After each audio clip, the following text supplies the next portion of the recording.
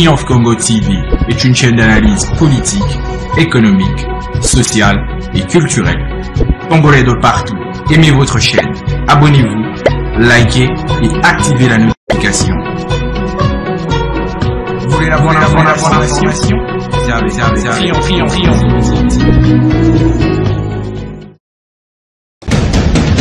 La République démocratique du Congo, c'est le plus grand pays d'Afrique centrale. Un territoire équivalent à plus de 4 fois celui de la France métropolitaine. Bonjour à toutes et à tous, merci de votre fidélité. Merci de suivre Triomphe Congo TV que vous avez l'habitude de suivre. C'est un média en ligne. Aujourd'hui, nous vous apportons un sujet qui est très important, que vous allez beaucoup aimer. Vous le savez très bien, Triomphe Congo est là pour vous apporter une information, l'information qui domine la République démocratique du Congo.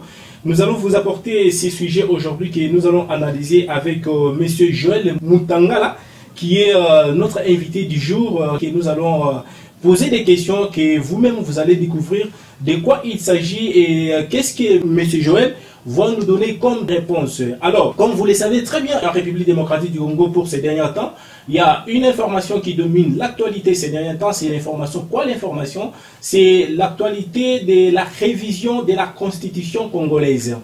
Monsieur Félix Antoine Tshisekedi Tshilombo, lui qui est président de la République démocratique du Congo, il a dit qu'il va changer la Constitution. Lui-même, selon les informations que nous avons recueillies sur place, lui-même a dit qu'il va changer la Constitution. Mais de l'autre côté, les opposants se sont réunis hier au siège de la CENCO, c'est mercredi 20 novembre 2024, pour tout simplement fustiger les discours du chef de l'État sur la révision ou les changements de la Constitution.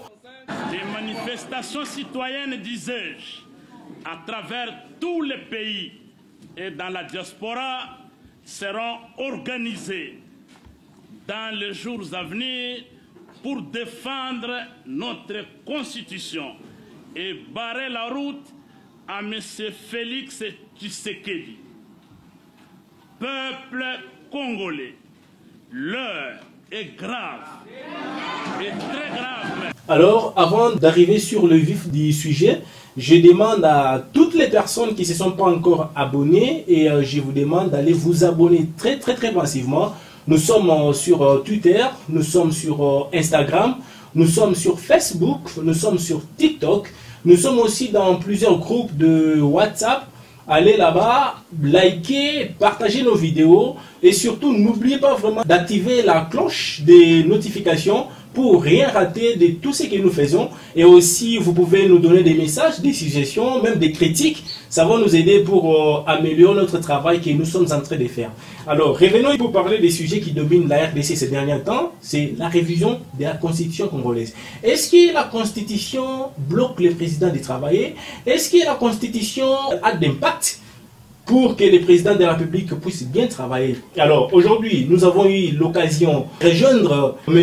Joël Mutangala pour en parler plus parce que c'est lui le premier vice-président de la fédération Lubumbashi 3 de l'UDPS dans la province du Okatanga, plus précisément à Lubumbashi.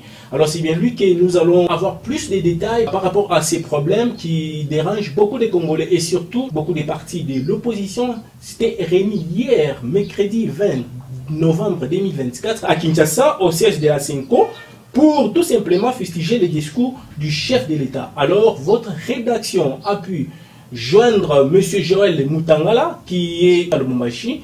Alors, je vous demande de suivre ces duplex que votre rédaction a réalisé pour vous. Suivez et je vous retrouve tout juste après pour finir avec cette émission.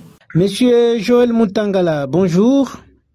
Bonjour, monsieur le journaliste. Bonjour à tout le monde.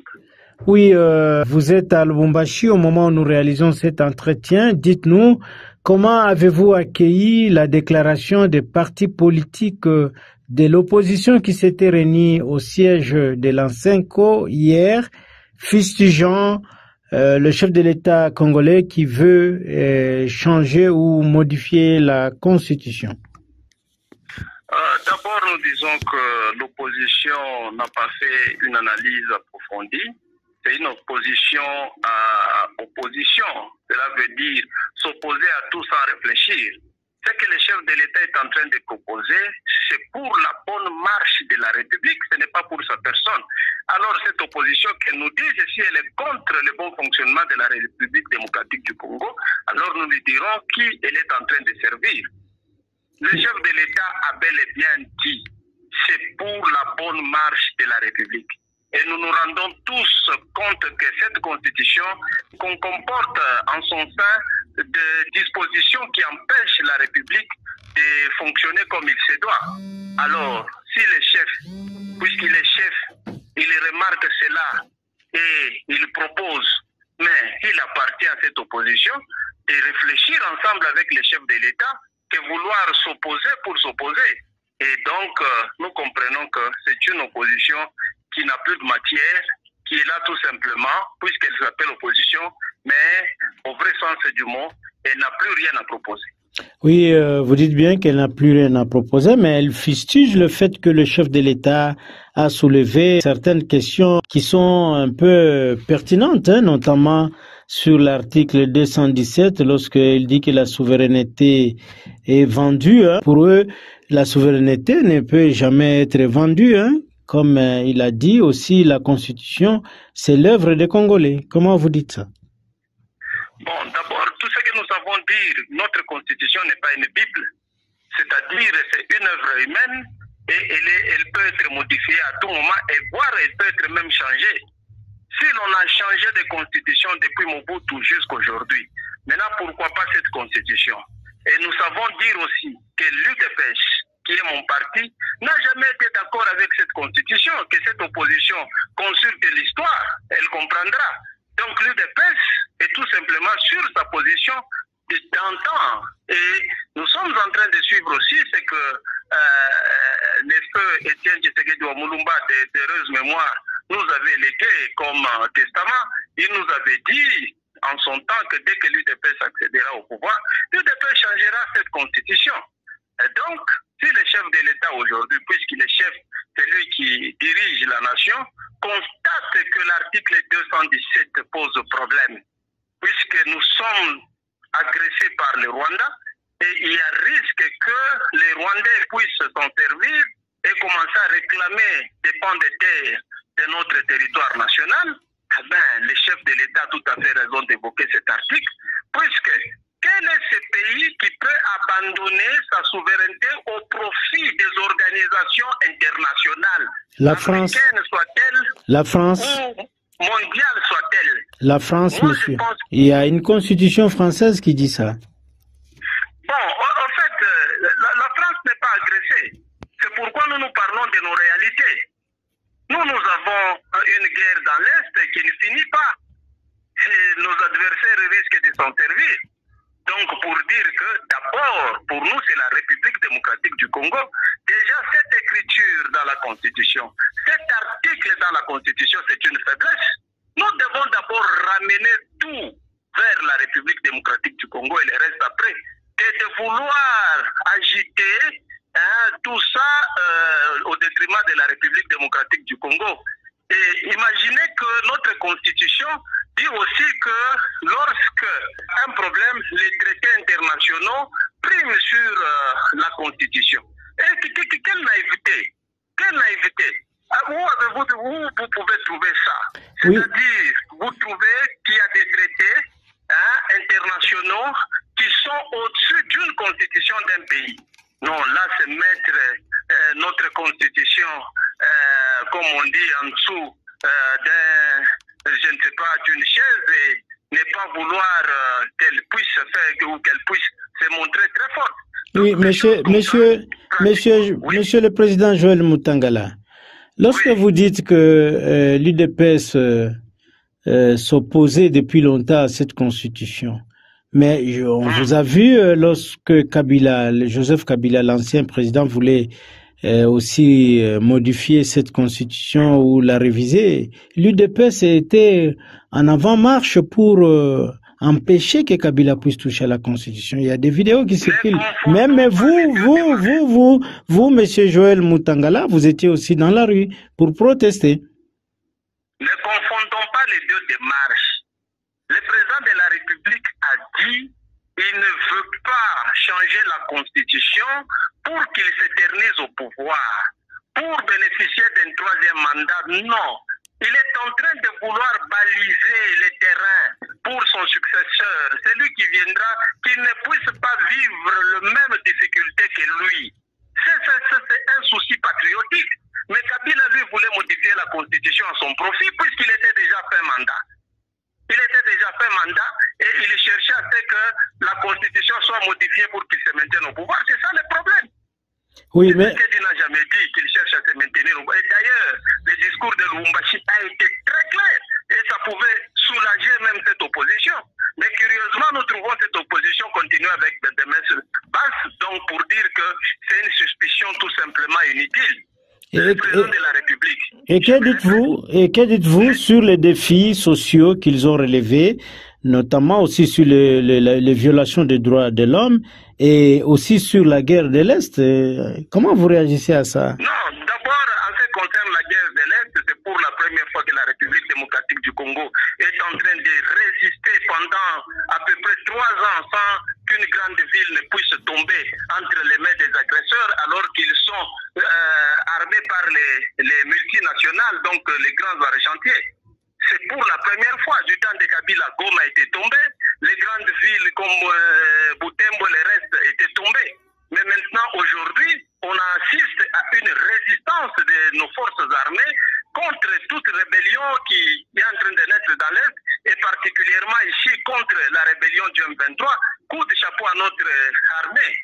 Donc il ne faut pas confondre ce qui se passe comme, je ne sais pas, publicité des rebelles en train de prendre des petites localités et ils appellent ça des villes, alors que les grandes villes sont bien tenues par nos forces armées. Ça c'est de un.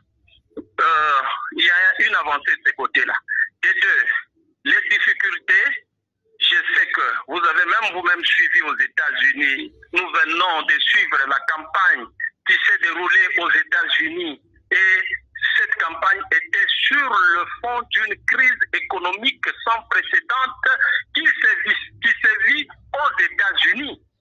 Et aux États-Unis, il y a flambé des prix. Donc le tissu social est dégradé, délabré. Bon, qu'en est-il de la République démocratique du Congo, puisque tout cela tire une explication dans ce qui s'appelle le Covid, dans ce qui s'appelle la guerre en Ukraine, donc une crise généralisée. C'est tout à fait normal que nous puissions nous connaître cette crise, puisque nous avons un pays qui a une économie en train de se rechercher. Mais pour autant, nous ne sommes pas, comme on dit, les derniers. Nous ne sommes pas littéralement KO. Nous tenons et nous savons vivre quand même. Ce n'est pas une crise telle que les gens ne savent même pas prendre quelque chose, non. Oui, une dernière question, Monsieur Joël Mutangala. Je rappelle à nos téléspectateurs que vous êtes le vice-président de la Fédération Lubumbashi 3. Il y a les opposants qui ont lancé un appel à l'unité et puis le débat en disant que le débat politique ne doit pas détourner l'attention des priorités qui sont la sécurité, la justice, le social et l'intégrité territoriale. Votre réaction aussi par rapport à ça? C'est ce que j'étais en train de vous dire. En ce qui concerne l'intégrité territoriale, l'armée est en train de tenir et l'armée tient bon. Bon, en ce qui concerne le social, le chef de l'État lui-même, il est conscient et il a promis la création de plusieurs emplois. Et ce n'est pas pour rien qu'il est allé à Kipushi, à 120, plutôt à 30 km de la ville de Lubumbashi, pour aller inaugurer Kiko, qui va produire les zinc. Mais dans l'entretemps, moi j'ai suivi lors de l'inauguration du bâtiment qui sera le siège de l'Assemblée provinciale du Haut-Katanga. Il y a eu une cérémonie parallèle. Le chef de l'État a remis des tracteurs au gouverneur, donc le matériel de l'agriculture. Donc pour dire que le chef tient beaucoup à ça. Et il a expliqué même dans son discours qu'il faut que nous puissions, nous, cette fois-ci, nous appuyer sur l'agriculture pour que nous puissions faire la vengeance du sol sur les sous-sols. Donc pour dire qu'il a ces soucis-là. Mais seulement, aucun pays en guerre, s'il vous plaît, aucun pays en guerre n'a vu son économie évoluer, n'a vu son économie florissante. Les cas, moi je peux vous citer, nous avons connu ici les cas du temps de Mouzé Laurent Désiré Kabila. Tant qu'il n'y avait pas de guerre, l'économie marchait, mais lorsque une guerre a commencé, mais nous avons connu des situations très compliquées. Donc, il ne faut pas réclamer une chose et son contraire. C'est-à-dire, il y a des dépenses qui sont engagées au même moment pour la défense de la patrie, et au même moment, on veut que l'économie puisse marcher comme si il n'y avait pas de guerre. Au même moment, on cherche, je ne sais pas, une boule de cristal.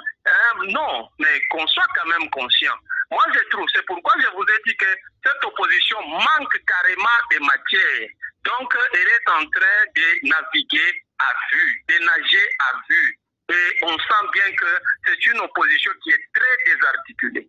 Donc, moi, je suis avec le chef de l'État, je l'appuie. Pourquoi? Puisqu'il est en train de toucher le mal là où il le faut. Et il est en train de dire la vérité que tout le monde n'a pas su dire avant. Et c'est vraiment une initiative très, très courageuse. Et ce n'est pas à son intérêt personnel. Lui-même l'a souligné lors de son passage ici à Lubumbashi. C'est pour l'intérêt de la nation. Ici, monsieur le journaliste, il ne faut pas oublier que quel est ce pays-là qui est chaque fois tenu à une majorité, laquelle majorité remet toujours la même personne, ceux-là qui ont crucifié ce pays, rentrent pour encore imposer leur vue, leur point de vue à celui qui est élu, et même lui proposer des gens qui n'ont aucune expérience comme ministre, et vous voulez que ce pays puisse évoluer. Non, le chef de l'État, c'est lui comme lui-même il l'a dit, les garants de la nation, et personne ne peut comprendre plus que lui les réalités congolaises. C'est pourquoi il est en train de proposer carrément le changement de la Constitution. Pour établir un nouveau État, donc c'est une nouvelle République. Oui, nous sommes à la 3e République. Mais c'est seulement quelques jours, il y a eu des élections. C'est un coup d'État parce qu'il y a eu des élections. Écoutez, qu'est-ce que vous appelez un coup d'État? Non, ce n'est pas un forcing. Il y aura un référendum. Le référendum, c'est-à-dire on va consulter le peuple. Et c'est le peuple qui va se déterminer.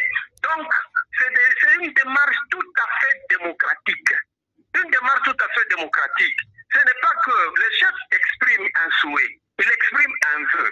Ce vœu-là a une démarche, c'est-à-dire arriver jusqu'au référendum. Et c'est le peuple congolais qui va se décider. Si cette opposition s'est dit populaire et incarner les désidératas de la population ou du peuple congolais, n'a tout simplement qu'à aller sensibiliser cette population lors du référendum à voter par exemple non. Mais pourquoi est-ce qu'elle a peur? Puisqu'elle sait qu'elle n'incarne pas les désidératas de la population, et la population a déjà compris, et la population réclame le changement de la Constitution. Vous n'avez qu'à le constater lorsque il était ici, pendant les meetings, alors qu'il était en train d'évoquer ou de parler sur d'autres matières, mais la population est allée vite en besogne, réclamant au chef de l'État de parler sur le changement de la Constitution.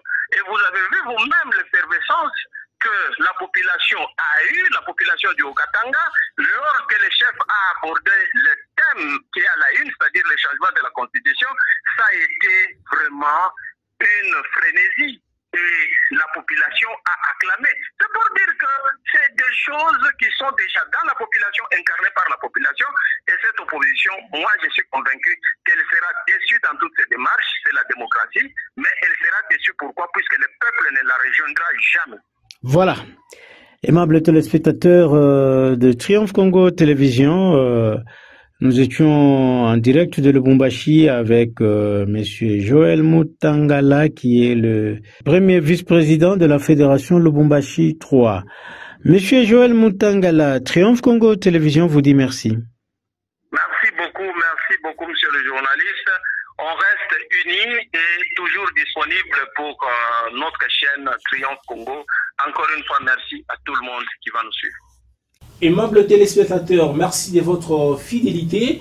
Vous avez bien entendu l'échange que votre rédaction a à voir avec M. Joël Mutangala. Vous avez compris pourquoi le chef de l'État a vraiment l'envie de changer la constitution congolaise depuis, c'est une constitution de 2006. Vous avez compris, il a donné plus d'explications. Je pense que tout un chacun de vous, vous avez quand même une idée sur ces explications de M. Joël Mutangala, qui est le premier vice-président de la fédération Lubumbashi 3 de l'UDPS dans la province du Haut-Katanga. Alors, aimables téléspectateurs, merci de votre fidélité. Quant à moi, je vous dis sincèrement merci et je vous retrouve très prochainement. Ça sera avec un autre sujet d'actualité et surtout, restez branchés sur Triomphe TV. Triomphe Congo TV est une chaîne d'analyse politique, économique, sociale et culturelle. Congolais de partout, aimez votre chaîne, abonnez-vous, likez et activez la notification. Vous voulez la bonne information? Triomphe.